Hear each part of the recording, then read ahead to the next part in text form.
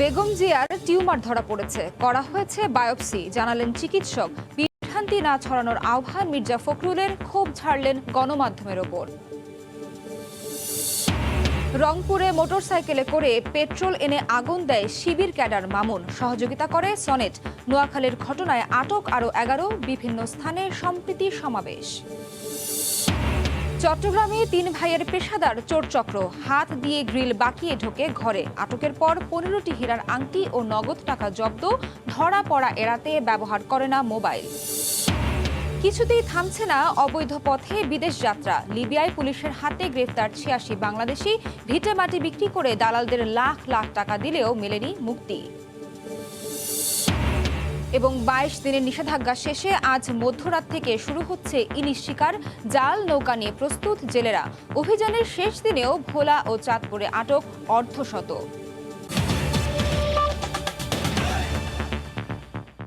বাংলার সময়ের সঙ্গে আছি আমি নাবিলা সোহার। বিএনপি চেয়ারপারসন বেগম খালেদা জিয়ার টিউমার ধরা পড়েছে, করা হয়েছে তার বায়োপসি। অন্তত 3 সপ্তাহ সময় লাগতে পারে বায়োপসি পরীক্ষার রিপোর্ট পেতে। বিকেলে গুলশনে সংবাদ সম্মেলনে একথা জানান তার চিকিৎসক ডক্টর AZM জাহিদ। এ সময় সংবাদ সম্মেলনে মির্জা ফখরুল ইসলাম আলমগীর বেগম জিয়ার শারীরিক অবস্থা নিয়ে বিভ্রান্তি না ছড়ানোর আহ্বান জানান। উন্নত চিকিৎসার জন্য দ্রুত বেগম জিয়াকে বিদেশে নেয়ার জন্য আবারও দাবি জানান মির্জা ফখরুল। দুর্নীতির মামলায় দণ্ডিত হয়ে বিএনপি চেয়ারপারসন বেগম খালেদা জিয়ার শারীরিক অবস্থার অবনতি নিয়ে বিভিন্ন মাধ্যমে খবর আসতে থাকে। হঠাৎ গুরুতর অসুস্থ বিএনপি চেয়ারপারসন, এমন খবর সোমবার সকাল থেকে বিভিন্ন মাধ্যমে আসার পরিপ্রেক্ষিতে বিকেলে দলটির গুলশান কার্যালয়ে জরুরি সংবাদ সম্মেলন করা হয়। বেগম জিয়ার শারীরিক অবস্থার বিস্তারিত জানাতে সংবাদ সম্মেলনে যোগ দেন তার চিকিৎসক ডাক্তার AZM জাহিদ। তিনি জানান তার শরীরে ছোট্ট একটি টিউমার অপারেশন হয়েছে, করা হয়েছে বায়োপসি, তবে তিনি সুস্থ আছেন। বায়োপসি করার জন্য ওনাকে আজকে ওটিতে নেওয়া হয়েছে, যেটি নিয়ে আমাদের সবারই জানার আগ্রহ রয়েছে বা উৎকণ্ঠা রয়েছে। বায়োপসি হচ্ছে একটা ডায়াগনস্টিক প্রসেসের একটা পার্ট, এবং এই প্রসেসটার পরবর্তী চিকিৎসা কি হবে সেই পরীক্ষার উপর বেস করে পরবর্তী চিকিৎসা ওনার নির্ধারিত হবে এবং রেজাল্টের উপর বেস করে। মির্জা ফখরুল ইসলাম আলমগীর বেগম খালেদা জিয়ার স্বাস্থ্য নিয়ে বিভ্রান্তি না ছড়ানোর আহ্বান জানান। আপনারা নিশ্চিত থাকুন যে আমাদের দেশেতে বেগম খালেদা জিয়া এখন একদম সুস্থ আছেন। কিন্তু সমস্যাটা হয় এখানে যে আপনার এগুলো বলতে গিয়ে তিলকে তাল করে ফেলা হয়। আমরা সেই কারণে আপনার অ্যাভয়েড করার চেষ্টা করেছি যে যতটা কম বলা যায়।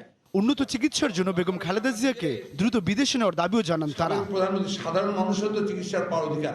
সাদাত রহমতুল্লাহ, সময় সংবাদ, ঢাকা। বেগম জিয়ার শারীরিক অবস্থার সব শেষ খবর জানাতে এই মুহূর্তে রাজধানীর এভারকেয়ার হাসপাতালের সামনে আছেন রিপোর্টার আহমেদ সালেহীন। সরাসরি যাচ্ছি তার কাছে।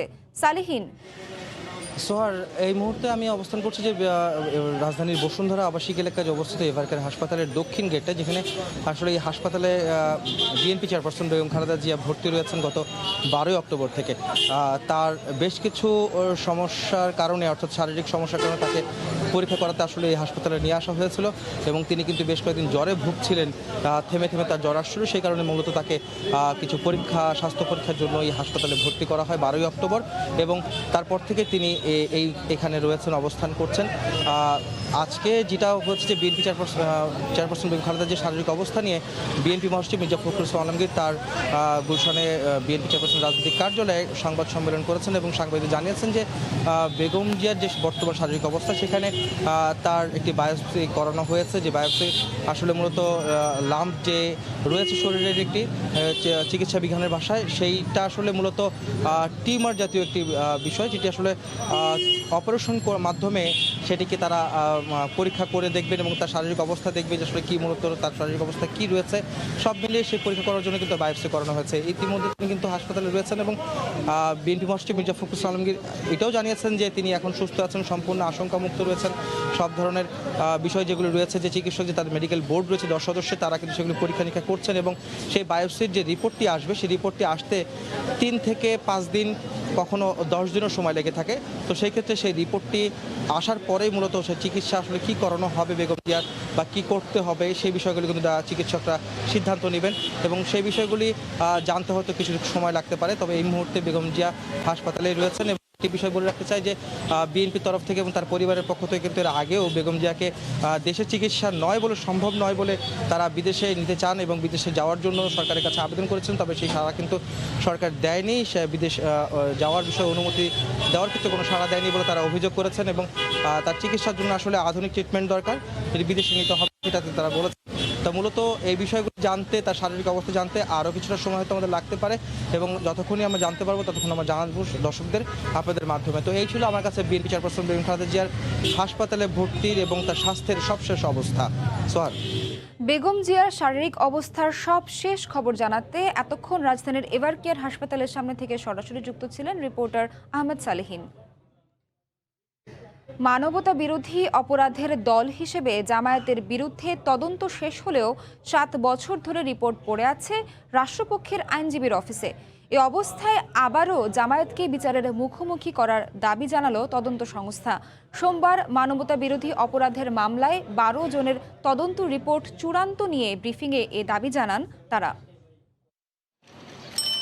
মানবতাবিরোধী অপরাধের মামলার বেশ কয়েকটি রায়ে জামায়াত ইসলামীকে অপরাধী সংগঠন হিসেবে আখ্যায়িত করেছেন আন্তর্জাতিক অপরাধ ট্রাইব্যুনাল।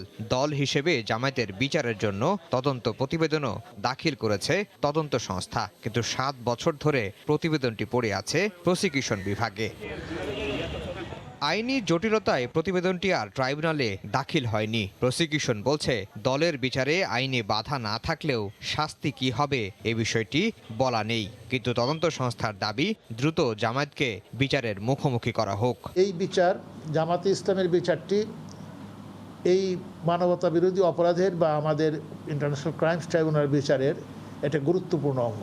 বাংলাদেশে জঙ্গিবাদের উত্থান হচ্ছে, ধর্মান্ধতা সুযোগে অনেক এরকম ঘোলা পানিতে মাছ শিকার করার চেষ্টা করছে। সমূল উৎপাটন করতে গেলে জামাতের স্বরূপ উদ্ঘাটন করার জন্য এই বিচারটি প্রকাশ্য কোর্টে এই বিচারটি হওয়া উচিত বলে আমি মনে করি। এদিকে গতি নেই মানবতাবিরোধী অপরাধের মামলায় দণ্ডপ্রাপ্তদের আপিল নিষ্পত্তির। আইনমন্ত্রী জানালেন, আপিল বিভাগে ঝুলে থাকা মামলাগুলো দ্রুত সুরাহার উদ্যোগ নেবেন তিনি। যেই আপিলগুলি আপনার আপিল বিভাগে আছে, সেই আপিলগুলি যাতে তাড়াতাড়ি শুনানি হয় এটাকে ত্বরান্বিত করার ব্যবস্থা নেব। সোমবার সাতক্ষীরা ও কুড়িগ্রামের 12 জনের বিরুদ্ধে তদন্ত প্রতিবেদন চূড়ান্ত করেছে আন্তর্জাতিক অপরাধ ট্রাইব্যুনাল। তাদের বিরুদ্ধে হত্যা, গণহত্যা, ধর্ষণ, আটক, নির্যাতনের অভিযোগের প্রাথমিক প্রমাণ মিলেছে। আফজাল হোসেন, সময় সংবাদ, ঢাকা। রংপুরে মাঝিপাড়ায় মোটরসাইকেলে করে পেট্রোল এনে বাড়িঘরে ছিটিয়ে দিয়ে আগুন দেয় শিবির ক্যাডার মামুন, আর তাকে সহযোগিতা করে সনেট। তাদেরকে গাইবান্ধা থেকে গ্রেফতার করা হয়েছে। এদিকে নোয়াখালীতে সাম্প্রদায়িক সহিংসতার ঘটনায় আরও 11 জনকে গ্রেফতার করা হয়েছে। এছাড়া কুমিল্লার ঘটনায় ইকবালকে নিয়ে অভিযান চালিয়ে পূজা মণ্ডপ থেকে হারিয়ে যাওয়া গদা উদ্ধার করেছে পুলিশ। দেশের বিভিন্ন স্থানে সাম্প্রদায়িক সহিংসতার ঘটনায় সারা দেশে আইনশৃঙ্খলা রক্ষাকারী বাহিনীর অভিযান চলছে। অপরাধীরা একে একে পুলিশের ফাঁদে আটকা পড়ছে। বেরিয়ে আসছে নতুন নতুন তথ্য। রংপুরের পীরগঞ্জে মাঝিপল্লীর ঘরবাড়ি জ্বালাতে পেট্রোল ছিটানো শিবির ক্যাডার মামুনকে সহযোগী সনেট সহ গাইবান্ধার সাদুল্লাপুর থেকে গ্রেপ্তার করা হয়েছে। পুলিশ জানায়, রোববার রাতে মামুনের বাসা থেকে 2 জনকেই গ্রেপ্তার করা হয়। গত 17 অক্টোবর রাতে মোটরসাইকেল করে নিজে পেট্রোলের জার নিয়ে হিন্দু সম্প্রদায়ের বাড়িঘরে ছিটিয়ে দেয় মামুন, আর এ কাজে সহযোগিতা করে সনেট। দুজনই জামাত শিবির কর্মী। এদিকে ঘটনার দিন আগুন দেওয়ার সময় 80,000 টাকা লুটের অভিযোগ পাওয়া যায় মামুনের বিরুদ্ধে। উমর ফারুক হোসেন তনেক এবং মামুন মণ্ডল দুইজনেরই আমরা প্রাথমিকভাবে তারা জামাত শিবিরের রাজনীতির সঙ্গে সম্পৃক্ত এই ধরনের তথ্য আমরা পেয়েছি। আজকে তারা ঘটনার সঙ্গে জড়িত এবং টাকা বিভিন্ন বাসা থেকে কিছু কিছু টাকাও লুটপাট হয়েছে। রোববার রাতে অভিযান চালিয়ে নোয়াখালীর বেগমগঞ্জের রাজগঞ্জ থেকে স্বেচ্ছাসেবক দলের সহসভাপতি ফয়সাল ইনাম এবং সেনবাগের বীজবাগ থেকে জামাত সমর্থিত সাবেক চেয়ারম্যান হারুনুর রশিদ সহ 11 জনকে গ্রেপ্তার করে পুলিশ। এদের বিরুদ্ধে 15 অক্টোবর নোয়াখালীর চৌমুহনীতে পূজা মণ্ডপ ও মন্দিরে হামলার অভিযোগ রয়েছে। কুমিল্লার ঘটনাকে পুঁজি করে সামাজিক মাধ্যমে উস্কানিমূলক বক্তব্য প্রচার করে গ্রেপ্তারকৃতরা। ফয়সাল ইনাম কমল কুমিল্লা জেলার পূজা মণ্ডপে কোরআন শরীফ রাখার ঘটনার ভিডিওটি আপলোড করা সহ অন্যান্য বিভিন্ন উস্কানিমূলক পোস্ট তার ফেসবুক পেজে পোস্ট করে। এদিকে চাঞ্চল্যকর কুমিল্লার ঘটনায় প্রধান আসামি ইকবাল হোসেনকে নিয়ে পূজা মণ্ডপ থেকে খোয়া যাওয়া হনুমানের গদা উদ্ধার করে পুলিশ। রোববার রাত 11:30টার দিকে গ্রেপ্তার হওয়া ইকবালকে সঙ্গে নিয়ে উদ্ধার অভিযান চালানো হয়। এ সময় তার দেখানো তথ্যের ভিত্তিতে দারোগাবাড়ি মাজারের পাশের একটি ঝোপ থেকে গদাটি উদ্ধার করা হয়। পরে সেটি আলামত হিসেবে সংরক্ষণ করে আইনশৃঙ্খলা রক্ষাকারী বাহিনী। লাবিব হাসান, সময় সংবাদ। এদিকে রংপুরে মাঝিপাড়ায় আগুন দেওয়ার ঘটনায় গ্রেফতার মামুন শিবিরের রাজনীতির সাথে জড়িত বলে জানিয়েছেন স্থানীয়রা। পুলিশ বলছে একাধিক নাশকতার মামলাও রয়েছে তার বিরুদ্ধে। সম্প্রতি বিদেশ থেকে ফিরে সনাতন ধর্মাবলম্বীদের ধর্মীয় অনুভূতিতে আঘাত করে নিজের ফেসবুকে উস্কানিমূলক প্রচারণার অভিযোগও রয়েছে তার বিরুদ্ধে।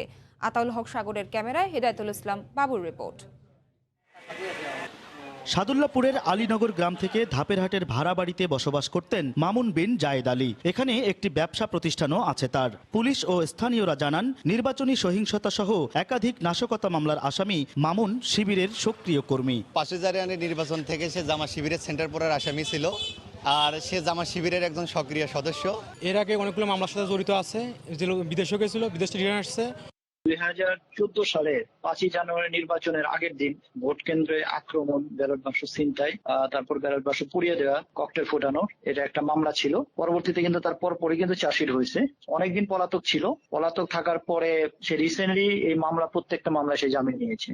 নাশকতার মামলায় কারাভোগ ও মামলা বিচারাধীন থাকা অবস্থায় মালয়েশিয়ায় পাড়ি জমান মামুন। মাস 6 আগে বিদেশ থেকে ফিরে আসেন তিনি। সনাতন ধর্মাবলম্বীদের ধর্মীয় অনুভূতিতে আঘাত করে নিজের ফেসবুকে উস্কানিমূলক প্রচারণার অভিযোগও আছে তার বিরুদ্ধে। সে এই ধরনের অপরাধ করা সত্ত্বেও সে বিদেশে কিভাবে যেতে পারে, এবং সে বিদেশ থেকে আসার পরও আবার ফিরে এই ধরনের উস্কানিমূলক বক্তব্য ফেসবুকে দিতে পারে না।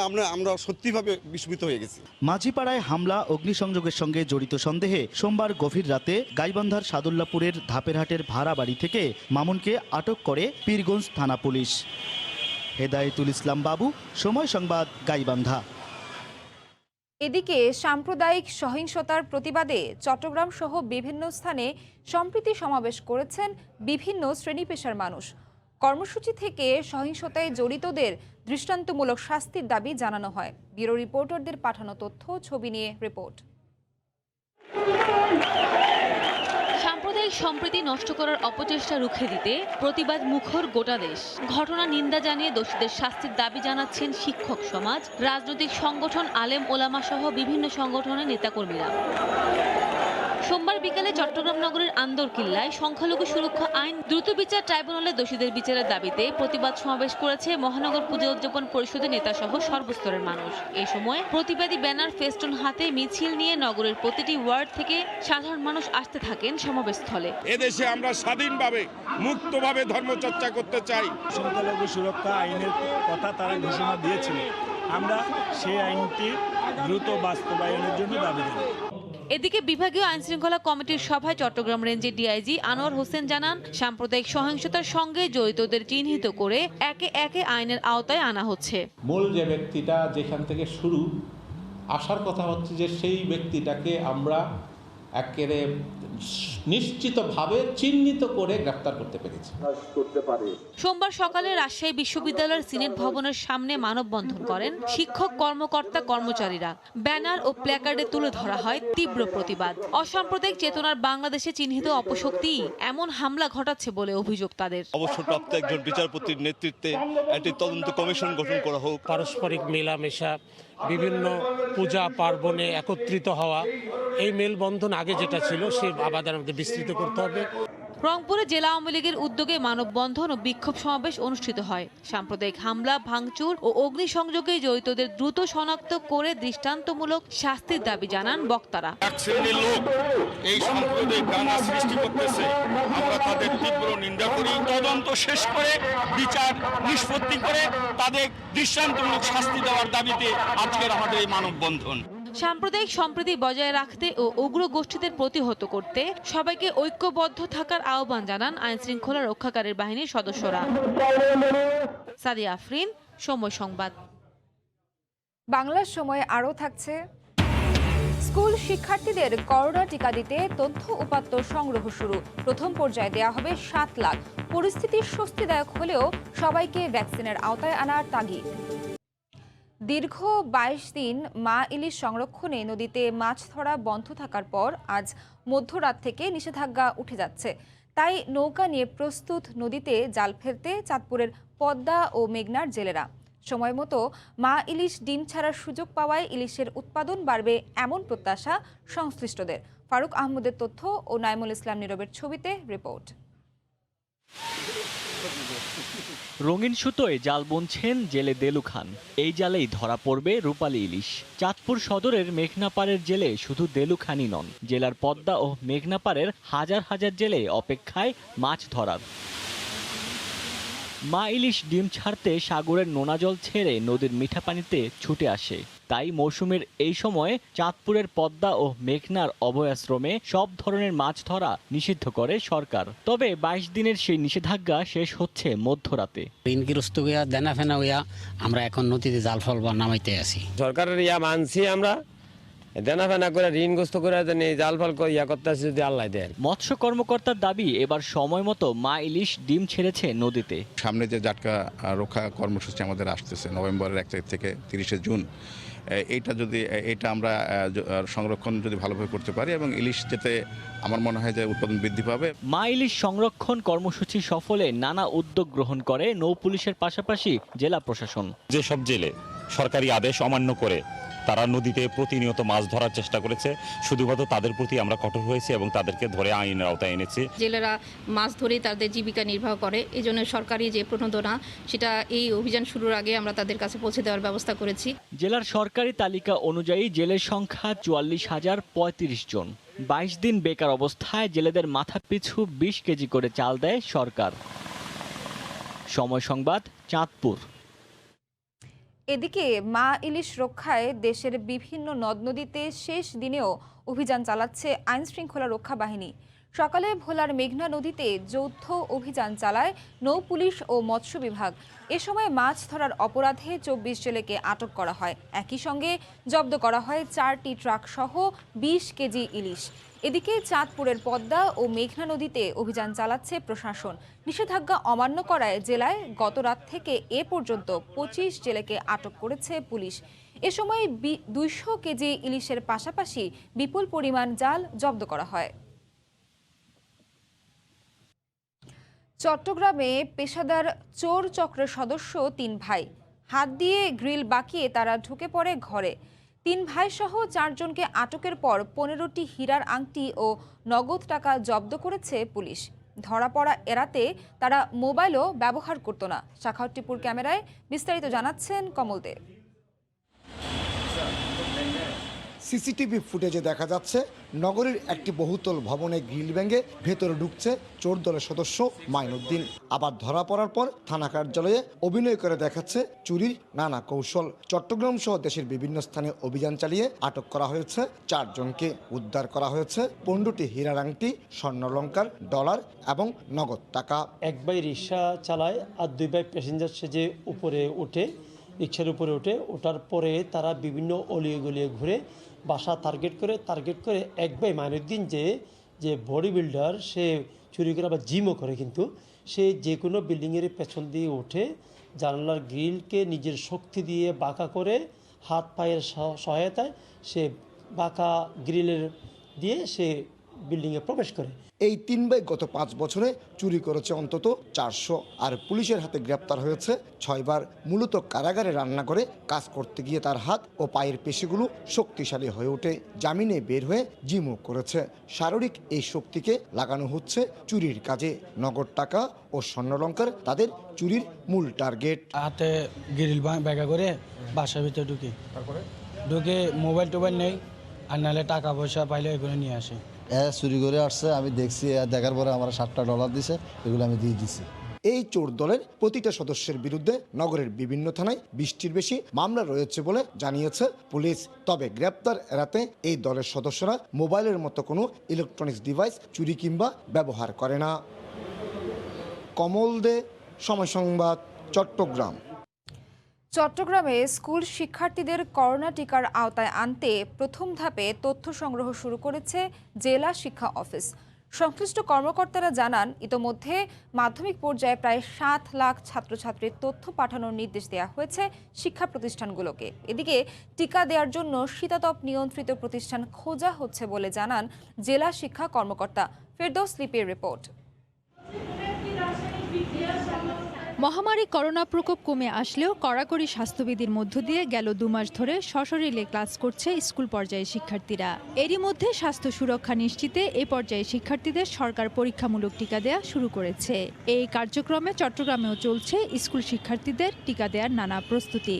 তথ্য সংগ্রহ করা হচ্ছে জেলা ও উপজেলা পর্যায়ে শিশু কিশোরদের, যা 27 অক্টোবরের মধ্যে অধিদপ্তরে পাঠানো হবে। 17 ডিজিটের জন্ম নিবন্ধন নম্বর, তারপরে যেমন তার শ্রেণী, আমাদের বিদ্যালয়ের ইআইএন নাম্বার, এক ফরম্যাট আছে। এই ফরম্যাটটা পূরণ করে আমরা সেখানে থানা শিক্ষা অফিসকে দেব। আমার সম্পূর্ণ তথ্য এখন লোড করা শেষ, প্রিন্ট করা শেষ, শুধুমাত্র আমি ইনপুট দেব। টিকা প্রয়োগে শিক্ষার্থীদের হাসপাতালে আনা হবে না, এর পরিবর্তে কোনো শিক্ষা প্রতিষ্ঠান বা ভিন্ন কোনো কেন্দ্র নির্ধারণের নির্দেশনা দেওয়া হয়েছে বলে জানান জেলা শিক্ষা কর্মকর্তা। ফাইজার টিকা দেওয়ার জন্য যে টেম্পারেচার একটা বড় ফ্যাক্টর, সেই জন্য আমরা শীতাতপ নিয়ন্ত্রিত যে ফ্যাসিলিটিস আছে এরকম শিক্ষা প্রতিষ্ঠান আমরা চুজ করছি। সুরক্ষা নিশ্চিতে এই সিদ্ধান্তে স্বস্তি প্রকাশ করেন অভিভাবক ও শিক্ষার্থীরাও। বাচ্চারা এটা টিকা যখন দিবে তখন অবশ্যই সুরক্ষাটা হবে, নিশ্চিত হবে। গার্জিয়ানরা আমরা সবাই টিকা নিচ্ছি, এখন বাচ্চারা টিকা নিলে নিশ্চিত থাকবো আর কি, বাচ্চাদের কোনো করোনা হবে না। শিক্ষার্থীদের যে পুরোপুরি সুরক্ষার ব্যবস্থাটা আছে সেটা করতে হলে কিন্তু টিকার কোনো বিকল্প নাই। জেলায় মাধ্যমিক ও নিম্ন মাধ্যমিক পর্যায়ে শিক্ষা প্রতিষ্ঠানের সংখ্যা 730টি। এর মধ্যে স্কুল 682টি, স্কুল অ্যান্ড কলেজ 48টি, শুধু কলেজ 104টি এবং মাদ্রাসা রয়েছে 314টি। ফেরদৌস লিপি, সময় সংবাদ, Chittagong. EDF Aluminium. Redefine possibilities. দীর্ঘ 19 মাস পর খুলেছে বিভিন্ন বিশ্ববিদ্যালয়ের হল। দীর্ঘ বিরতির পর প্রাণের ক্যাম্পাসে ফিরতে পেরে উচ্ছ্বসিত শিক্ষার্থীরা। তবে বিশ্ববিদ্যালয় কর্তৃপক্ষ বলছেন, করোনার ভ্যাকসিন ছাড়া কাউকে হলে উঠতে দেওয়া হবে না। ব্যুরো প্রতিনিধিদের পাঠানো তথ্য ছবি নিয়ে রিপোর্ট। করোনার ধাক্কা সামলিয়ে আবারও একে একে মুখরিত হচ্ছে দেশের বিভিন্ন বিশ্ববিদ্যালয়ের ক্যাম্পাস। খুলে দেয়া হচ্ছে হলগুলো। সোমবার সকালে খুলে দেয়া হয় সিলেটের শাহজালাল বিজ্ঞান ও প্রযুক্তি বিশ্ববিদ্যালয়ের হলগুলো। শিক্ষার্থীদের বরণ করে নিতে নানা আয়োজন ছিল বিশ্ববিদ্যালয় কর্তৃপক্ষের। দীর্ঘদিন পর ক্যাম্পাসে এসে উচ্ছ্বসিত হন শিক্ষার্থীরা। আমাদের খুবই খুশি লাগতেছে যে আমরা এখন আবার নতুন করে হলে উঠতে পারতেছি। দীর্ঘ প্রতীক্ষার পর আমরা হল খোলা পাচ্ছি এবং সবাই একসাথে আগের মতো আগের পরিবেশে ফিরে পাবো। একটা স্টুডেন্ট যখন ক্যাম্পাসে আসবে তার হলে আসাটা খুবই জরুরি। অনেকদিন পর বাসায় ছিলাম, এখন ক্যাম্পাসে আসছি, আমাদের অনেক ভালো লাগছে। বিশ্ববিদ্যালয় কর্তৃপক্ষ জানায়, করোনা টিকা গ্রহণকারী শিক্ষার্থীরাই কেবল হলে উঠতে পারবেন। আর আগামী 2 নভেম্বর পাঠদান কার্যক্রম শুরুর কথা জানান কর্তৃপক্ষ।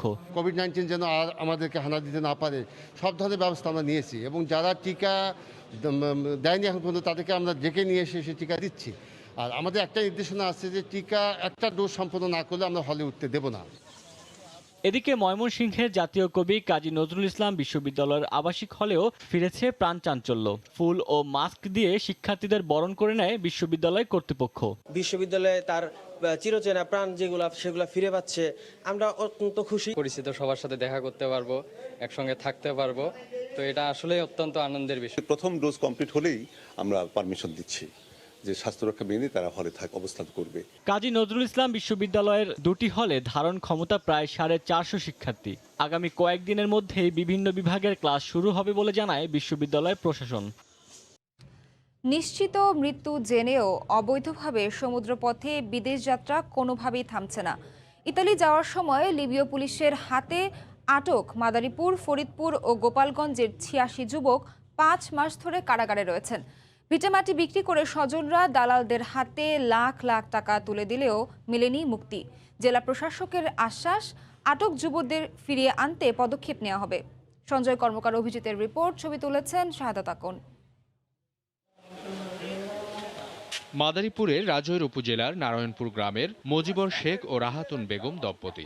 লিবিয়ায় আটক ছেলে ইয়াসিন কবে দেশে ফিরে আসবে সেই আশায় বুক বেঁধে আছেন তারা। খালি কইতাছে আজ ছাড়াই কাল ছাড়াই, এইভাবে দালালে কইতে কইতে এই পর্যন্ত আনছে। এখন তো ছেলের অবস্থাই তো খারাপ। 7.5 লাখ কন্টান লিবিয়া নেওয়ার পরে ওরে জেলে দেশে আমরা জানি না, ও বাসার থেকে ধরা খাইছে। দালালের সাথে আমরা যোগাযোগ করি, অনেক সময় ফোন ধরে না। শুধু ইয়াসিন নয়, তার সাথে গোপালগঞ্জ জেলার মুকসুদপুরের বামুনডাঙ্গার ইসরাফিল মুন্সি, নাজমুল শেখ, আনোয়ার মুন্সি সহ 86 বাংলাদেশি 5 মাস যাবৎ আটক আছে লিবিয়ার জেলে। তাদের ফিরে পেতে স্বরাষ্ট্র ও পররাষ্ট্র মন্ত্রণালয়ে আবেদন করে কোনো সাড়া পায়নি পরিবারগুলো। কাজ ছাড়াইতে 5 মাস গত হয়ে গেছে, ছেলের মৃত্যু সজাল লড়তেছে জেলের মধ্যে।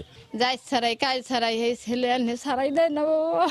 স্বজনরা জানান, দালাল চক্রের সক্রিয় সদস্য নূরপুর গ্রামের রবি দারিয়ার ছেলে সজীব ও বামুনডাঙ্গার ইউনুস খানের ছেলে নাসির ইতালি নেয়ার কথা বলে প্রত্যেক পরিবারের কাছ থেকে 7.5 লাখ করে টাকা নেয়। লিবিয়া যাবার পরপরই পুলিশ ও সেনাবাহিনীর হাতে আটক হয় 86 যুবক। এরপর তাদের মুক্তির জন্য আবারও নেওয়া হয় 4 লাখ টাকা করে, কিন্তু যুবকদের মুক্তি মেলেনি। দালালদের সর্বোচ্চ শাস্তি দাবি করছি মাননীয় প্রধানমন্ত্রীর কাছে, যাতে এমন কোনো ঘটনা আর যাতে দ্বিতীয়বার তারা না ঘটাইতে পারে। 83 জন লোক গেছে, ঠিক আছে, ওরা 83 জন লোকের ভিতরে 3টা লোক মারা গেছে ওইখানে। অবশ্য জেলা প্রশাসন আশ্বাস দেয়, আটক যুবকদের ফিরিয়ে আনতে পদক্ষেপ নেওয়া হবে। আত্মীয় স্বজন এসেছিলেন, আমার কাছে একটা আবেদন করেছেন তাদেরকে ফিরিয়ে আনার ব্যবস্থা করার জন্য, তো আমরা এটা সরকারের কাছে আমরা পাঠিয়ে দিব। জেলে আটক থাকা অবস্থায় সেলিম মোল্লা নামের এক যুবকের মৃত্যু হয়েছে বলে জানান স্বজনরা। সময় সংবাদ, মাদারীপুর। বরিশালে সময় সংবাদের পরিচয় দিয়ে চাঁদাবাজি, প্রতারণা ও পুলিশের কাছে তদবির করার অভিযোগে এক যুবককে আটক করা হয়েছে। দুপুরে নগরীর কালীবাড়ি রোড এলাকায় বরিশাল মেট্রোপলিটন পুলিশের ট্রাফিক বিভাগে হাজির হয় এক যুবক। সে নিজেকে সময় টিভির সাংবাদিক পরিচয় দেয় এবং গত 13 আগস্ট জব্দ করা একটি মোটরসাইকেল ছেড়ে দেওয়ার জন্য পুলিশের কাছে তদবির করে। তার আচরণ সন্দেহজনক হওয়ায় মোটরসাইকেলের মূল মালিককে খবর দেওয়া হয়। পরে দুজনকে মুখোমুখি করার পর পুলিশ জানতে পারে সময় সংবাদের সাংবাদিক পরিচয় দানকারীর নাম বিশ্বজিৎ কর্মকার। মোটরসাইকেলটি ছাড়িয়ে নেওয়ার কথা বলে মালিকের কাছ থেকে 20,000 টাকা চাঁদা নিয়েছেন তিনি। সময় টিভির সাংবাদিক পরিচয় প্রদান করে আমাদের কাছে একজন জনৈক ব্যক্তি আসেন একটি আটককৃত মোটরবাইক ছাড়ানোর জন্য। সে ইতোমধ্যেই মূল মালিকের কাছ থেকে 20,000 টাকা গ্রহণ করেছে বাইকটি ছাড়িয়ে দিবে বলে। আমাদের প্রাথমিক তদন্তে প্রমাণিত হয় যে তিনি সময় টিভির কোনো রিপোর্টার নন। তো আমরা তার বিরুদ্ধে আইনগত ব্যবস্থা গ্রহণ করছি।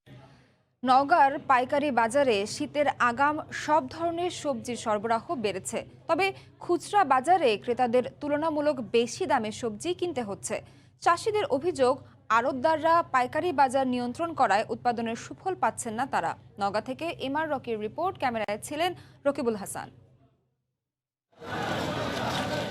সকালের দিকেই সরব হয়ে ওঠে নওগাঁ সদরের পাইকারি সবজির বাজার। ভোর হতে না হতেই ক্ষেত থেকে নানা জাতের সবজি তুলে বিক্রির জন্য এখানে নিয়ে আসেন চাষিরা। মূলা, কপি, বেগুন, সিম সহ শীতকালীন বিভিন্ন সবজির প্রচুর সরবরাহ। বেশিরভাগ সবজি বিক্রি হচ্ছে কেজি প্রতি 6 থেকে 7 টাকা কমে। 20 থেকে 25 টাকা দাম দর বিক্রি করলে আমার ভালো হবে, কিন্তু দাম বলতেছে 18, 15, 17। ন্যায্য মূল্যটা পাচ্ছি না, আমরা উৎপাদন করব কি করে? আশপাশের অন্তত শতাধিক গ্রামের চাষিরা তাদের উৎপাদিত সবজি বিক্রির জন্য এই পাইকারি আড়তে তোলেন। খুচরা বাজারে সবজির চড়া দাম থাকলেও তার সুফল পান না প্রান্তিক পর্যায়ের চাষিরা, এমন অভিযোগ কৃষকদের। পাইকারি বাজার থেকে খুচরা বাজারে যা মাত্র দামটা ডবল হয়ে যাচ্ছে। মূলা বিক্রি হচ্ছে 20 টাকা 25 টাকা কেজি। পাইকারি বাজারে প্রতিদিন বিপুল পরিমাণ সবজি বেচা কেনা হয়। জায়গা সংকটে ক্রেতা বিক্রেতার ভোগান্তি নিরসনে বিকল্প হাট বসানোর দাবি ব্যবসায়ী নেতাদের। জায়গাটা বিভিন্ন দিক দিয়ে ছোট হয়ে আসছে, কৃষকের আস্তে আস্তে মাল এখানে ফলে উঠছে, যার ফলে সাব বাজার একটা হয়ে গেলে আমাদের সুবিধা। প্রতিদিন নওগাঁ পাইকারি বাজারে 20 থেকে 25 লাখ টাকার সবজি বেচা কেনা হয়। এমআর রকি, সময় সংবাদ, নওগাঁ। কক্সবাজার সমুদ্র সৈকতের সুগন্ধা পয়েন্টে অর্ধশতাধিক অবৈধ স্থাপনা উচ্ছেদ করা হয়েছে। গতকাল গভীর রাতে 4টি ট্রাকে করে বাঁশ ও পলিথিন এনে সরকারি জমিতে অর্ধশতাধিক দোকানঘর নির্মাণ করেন দখলদাররা। বিষয়টি জানার পর বিকেলে অতিরিক্ত জেলা প্রশাসক আমিন আল পারভেজের নেতৃত্বাধীন ভ্রাম্যমাণ আদালত অভিযান চালায়। এ সময় অবৈধভাবে গড়ে ওঠা অর্ধশতাধিক স্থাপনা উচ্ছেদ করা হয়। এর আগে গত বছর সুগন্ধা পয়েন্টের উত্তর পাশে প্রায় শতাধিক অবৈধ দোকান উচ্ছেদ করে কক্সবাজার উন্নয়ন কর্তৃপক্ষ ও জেলা প্রশাসন। যারা এটি করেছিলেন তারাই আমাদের ডাকে সাড়া দিয়ে নিজেরা এগুলো সরিয়ে নিচ্ছেন। কোনোভাবেই অনুমোদিত কোনো স্থাপনা কক্সবাজারের সমুদ্র সৈকত এলাকায় করতে দেওয়া হবে না। শুধু সমুদ্র সৈকত না, সমগ্র পৌর শহর এবং এর বাইরে কোথাও কোনো অবৈধ স্থাপনা না থাকুক এবং নতুন করে গড়ে না উঠুক। ঢাকার অপরিকল্পিত বৈদ্যুতিক পণ্য ও হালকা প্রকৌশল শিল্পগুলো মুন্সিগঞ্জের টঙ্গীবাড়ি ও উপজেলার বেতকায় সরিয়ে নিতে বিশেষায়িত শিল্পনগরী নির্মাণ এখন চূড়ান্ত পর্যায়ে। শুরু হয়েছে প্লট বরাদ্দ প্রক্রিয়া। এটি চালু হলে 10,500 মানুষের কর্মসংস্থান হবে। বিস্তারিত নাসিরউদ্দিন উজ্জ্বলের রিপোর্টে ছবি তুলেছেন আবু সাইদ। ইছামতি নদীর তীরে চলছে বিশেষায়িত শিল্প পার্ক গড়ে তোলার জন্য প্লট তৈরির কাজ। ভারী যান চলাচলের জন্য প্রস্তুত করা হচ্ছে প্রশস্ত রাস্তা। চূড়ান্ত পর্যায়ে এখন ড্রেন, কালভার্ট, প্রশাসনিক ভবন ও পুকুর নির্মাণ হচ্ছে, ডাম্পিং ইয়ার্ড। এছাড়া হাই ভোল্টের বিদ্যুৎ ব্যবস্থার জন্য স্থাপন হয়েছে সাব স্টেশন। রাজধানী সহ বিভিন্ন অঞ্চলের সাথে নৌ ও উন্নত সড়ক যোগাযোগ, বিশেষ করে পদ্মা সেতুর সহজ যোগাযোগ ছাড়াও এই প্রকল্প থেকে রাজধানীর দূরত্ব হবে মাত্র 20 মিনিটের। তাই রাজধানীর নবাবপুর ও ধোলাইখালে ছড়িয়ে ছিটিয়ে থাকা বৈদ্যুতিক পণ্য ও হালকা প্রকৌশল কারখানাগুলো সরিয়ে আনতেই প্রকল্পটি নেওয়া হয়েছে। আমাদের এই প্রকল্পর কাজ 3 বছর যাবৎ চলমান। মোল্লাবাজার ব্রিজ তার আগে থেকে কাজ শুরু করেছে, কিন্তু এখন পর্যন্ত কিছুই হয়নি। আমাদের এই শিল্প কারখানাতে প্রায় 10,500 মানুষের কর্মসংস্থান হবে। এই কর্মসংস্থান আমাদের এলাকার আর্থসামাজিক অবস্থাকে বদলে দেবে। করোনার চ্যালেঞ্জ সত্ত্বেও আগামী জুনের মধ্যেই প্লটগুলো শিল্প মালিকদের মধ্যে হস্তান্তর শুরু হবে। ইতিমধ্যেই প্লট বরাদ্দ প্রক্রিয়া শুরু হয়ে গেছে। এই প্রকল্পটির মেয়াদ জুন 2022 পর্যন্ত। আমরা অক্লান্ত পরিশ্রম করছি যাতে মেয়াদের পূর্বে এই প্রকল্পটি সমাপ্ত করে উদ্যোক্তাদের নিকট শিল্প স্থাপনের উদ্দেশ্যে জমি স্থানান্তর করা যায়। মুন্সিগঞ্জে বেসিক বৈদ্যুতিক পণ্য ও হালকা প্রকৌশল শিল্পনগরীর সার্বিক অগ্রগতি 87%। 309 কোটি টাকা ব্যয়ে 50 একর জমির উপর 361টি প্লট বিশিষ্ট এই শিল্প পার্কে চলছে এখন এমন কর্মযজ্ঞ। মুন্সিগঞ্জের বেতকা থেকে নাসিরউদ্দিন উজ্জ্বল, সময় সংবাদ। বাংলার সময়ের শীর্ষ সংবাদ জানিয়ে দিচ্ছি আরেকবার। বেগম জিয়ার টিউমার ধরা পড়েছে, করা হয়েছে বায়োপসি, জানালেন চিকিৎসক। বিভ্রান্তি না ছড়ানোর আহ্বান মির্জা ফখরুলের, ক্ষোভ ঝাড়লেন গণমাধ্যমের ওপর। রংপুরে মোটরসাইকেলে করে পেট্রোল এনে আগুন দেয় শিবির ক্যাডার মামুন, সহযোগিতা করে সনেট। নোয়াখালীর ঘটনায় আটক আরও 11, বিভিন্ন স্থানে সম্প্রীতি সমাবেশ। এবং চট্টগ্রামে 3 ভাইয়ের পেশাদার চোর চক্র, হাত দিয়ে গ্রিল বাঁকিয়ে ঢোকে ঘরে। আটকের পর 15টি হীরার আংটি ও নগদ টাকা জব্দ। ধরা পড়া এড়াতে ব্যবহার করে না মোবাইল। এই ছিল বাংলার সময়ে, সঙ্গে থাকুন।